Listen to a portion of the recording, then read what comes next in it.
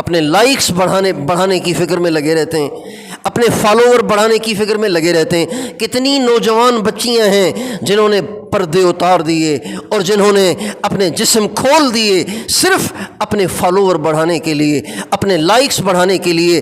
کتنے نوجوان ہیں، کتنے نوجوان ہیں، کتنے نوجوان ہیں جنہوں نے خلاف شرع کام کیے صرف اس لیے کہ لوگ جلدی دیکھیں، زیادہ دیکھیں، ویوز زیادہ ہوں، فالوور زیادہ ہوں، لائکس زیادہ ہوں۔ صرف شہرت کو پانے کے لیے لوگوں نے شریعت کو پامال کر دیا، نبی کی سنت کو پامال کر دیا، اللہ کے حکموں کو پاش کر دیا۔ یہ کتنے دیوانے ہیں۔ مسیلمہ کذاب نے بھی شہرت کو پانے کے لیے، عزت کو پانے کے لیے جھوٹی نبوت کا دعویٰ کیا۔ اسے پتہ تھا کہ میں نبی نہیں ہوں، جب اس کے پاس حضرت جبریل آتے ہی نہیں تو وہ کیسے کہے کہ میں نبی ہوں؟ لہٰذا شہرت کو پانے کے لیے اس نے نبوت کا دعویٰ کیا۔ اللہ کے نبی نے اپنی زندگی میں اسے سمجھایا، اسے خط لکھا، لیکن وہ نہ مانا، اور اس کو بہت سمجھایا گیا لیکن اس کی سمجھ میں ہی نہیں آئی۔ لہٰذا حضرت ابوبکر صدیق نے ایک لشکر بنا کر بھیجا جس میں بہت زبردست قسم کی جنگ ہوئی، بہت سے مسلمان شہید ہوئے۔ جن مسلمانوں کو شہید کیا گیا،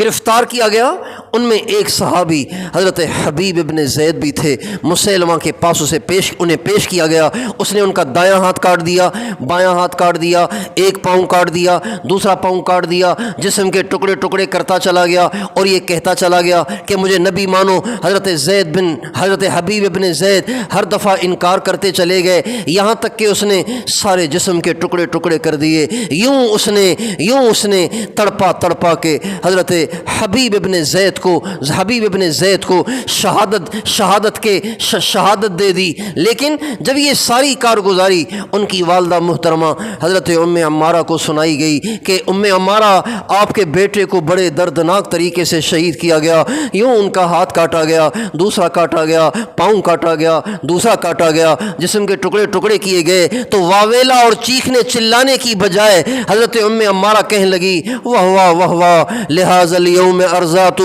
وعند اللہ احتسبتہ، میں نے تو اس کو دودھ پلایا ہی اسی لیے تھا کہ وہ اللہ کے نام پہ ٹکڑے ٹکڑے ہو جائے، اللہ کے نام پہ قربان ہو جائے، اور مجھے اللہ کی ذات سے امید ہے کہ وہ جنت میں گیا ہے اور اس کے سائے میں اللہ مجھے بھی جنت عطا فرمائے گا۔ ایک مومنہ کا یہ جذبہ ہونا چاہیے اور ایک ماں کا یہ جذبہ ہونا چاہیے، اسے اپنے بچوں کو دودھ پلانا ہی اس لیے چاہیے۔